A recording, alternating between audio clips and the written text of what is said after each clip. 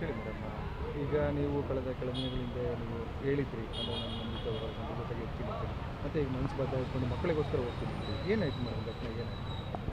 ಹೌದು ಸರ್, ಮಕ್ಕಳಿಗೋಸ್ಕರ ಹೋಗಬೇಕು ಅಂತ ಡಿಸೈಡ್ ಮಾಡಿದ್ದೀನಿ. ಮಕ್ಕಳ ಜೀವನ ಹಾಳು ಮಾಡಬಾರ್ದು, ಮಕ್ಕಳು ದೂರ ಮಾಡಬಾರ್ದು, ಮಕ್ಕಳಿಗೋಸ್ಕರ ಹೋಗಬೇಕು ಅಂತಂದುಬಿಟ್ಟು ಡಿಸೈಡ್ ಮಾಡಿದ್ದೀನಿ ಸರ್.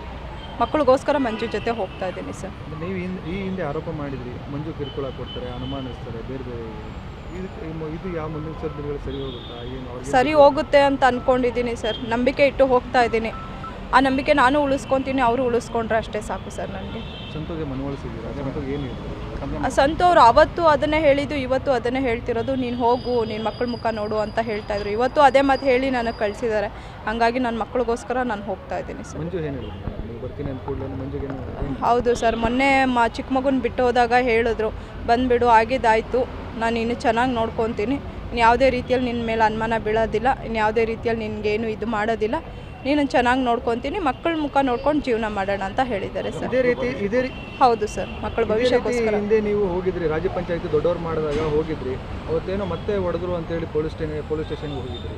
ಹೌದು ಸರ್, ಅದೆಲ್ಲ ಆಯಿತು.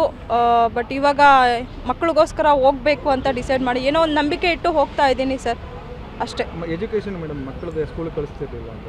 ಹೌದು ಸರ್, ಒಂದು ಭಯ ಇತ್ತು, ಎಲ್ಲಿ ಮತ್ತೆ ಅಲ್ಲಿ ಬಂದು ಜಗಳ ಮಾಡ್ತಾರೆ, ಎಲ್ಲಿ ಏನು ಮಾಡ್ತಾರೆ ಅನ್ನೋದೊಂದು ಭಯ ಇತ್ತು. ಅದಕ್ಕೋಸ್ಕರ ಮಕ್ಕಳ ಸ್ಕೂಲಿಗೆ ಕಳಿಸ್ತಾ ಇರಲಿಲ್ಲ ಅಷ್ಟೇ ಸರ್. ಹೌದು ಸರ್, ನಾಳೆಯಿಂದನೇ ಕಳಿಸ್ತೀನಿ ಸರ್. ಖುಷಿ ಇದೆ.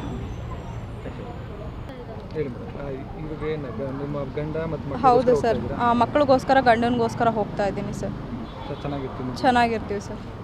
ಇಷ್ಟು ದಿನಗಳೆಲ್ಲ ನಡೆದಿರೋ ಘಟನೆಗಳು ಎಲ್ಲ ಮರೆತು ಹೊಸ ಜೀವನ ಸ್ಟಾರ್ಟ್ ಮಾಡ್ತೀವಿ ಸರ್. ನನ್ನ ಗಂಡ ನನ್ನ ಮಕ್ಕಳಿಗೋಸ್ಕರ ಹೋಗ್ತಾ ಇದ್ದೀನಿ. ಜೀವನ ಚೆನ್ನಾಗಿ ಮಾಡ್ತೀವಿ ಅಂತ ಅಂದ್ಕೊಂಡಿದ್ದೀನಿ ಸರ್. ಜೀವನ ಮಾಡೇ ಮಾಡ್ತೀವಿ.